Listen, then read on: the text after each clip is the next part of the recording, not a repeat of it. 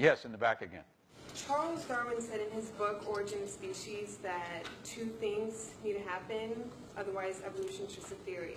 He said that there needs to be the transition fossils, and he said that there needs to be simple building blocks and in all living things. And clearly, as science has evolved, we see that cells are not simple.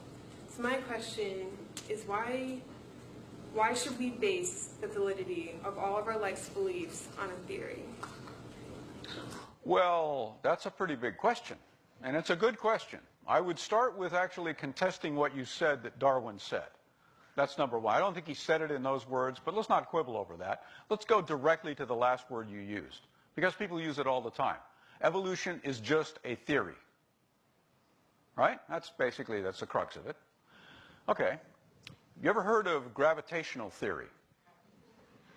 Works pretty well. How about the germ theory of disease? You see, in science, we use the term theory in a different way. It's not somebody's wild idea. You could even argue that it was Darwin's, but it's been tested scientifically. It's been demonstrated to have happened. Evolution is a fact. It's not a theory. There is evolutionary theory, and that is the body of fact and observation that we can impose, we can bring to bear on the question of how things evolve. Let's take your building block example for that, right? I'm not sure that Darwin said that, but I am damn sure that Darwin didn't know what DNA was. And I'm certain that he didn't know what a nucleotide is. Sarah has informed us all about nucleotides. Those, I think, are the building blocks, right? We're getting this fantastic understanding, and let's bring this back to medicine now. Howard Hughes Medical Institute.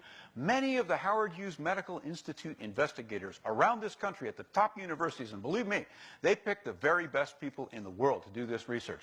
These people are working on those building blocks because those building blocks sit at the fundamental foundation of things like cancer.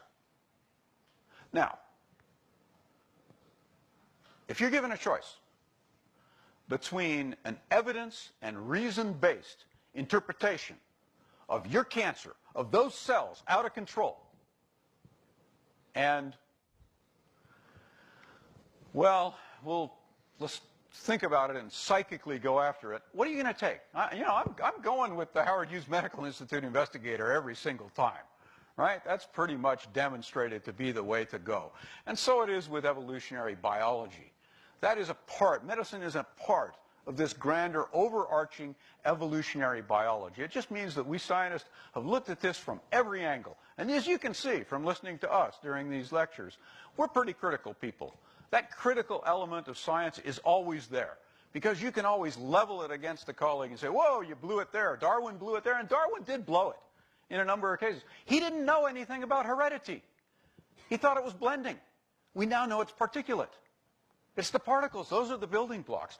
But look how beautifully that merges into his understanding of natural selection. Look at the predictions that are made. Look at the prediction we made about a single valley in Africa where we start with Abdullah on top and we step back through time, through a series of forms with smaller brain cases and bigger faces, all the way back to a creature that is not a chimp and not a human. You could say that we tested the hypothesis there. And by so doing, we've demonstrated that evolutionary theory applies well, in this case, much as it does in the biomedical basis of cancer. Another question in the back.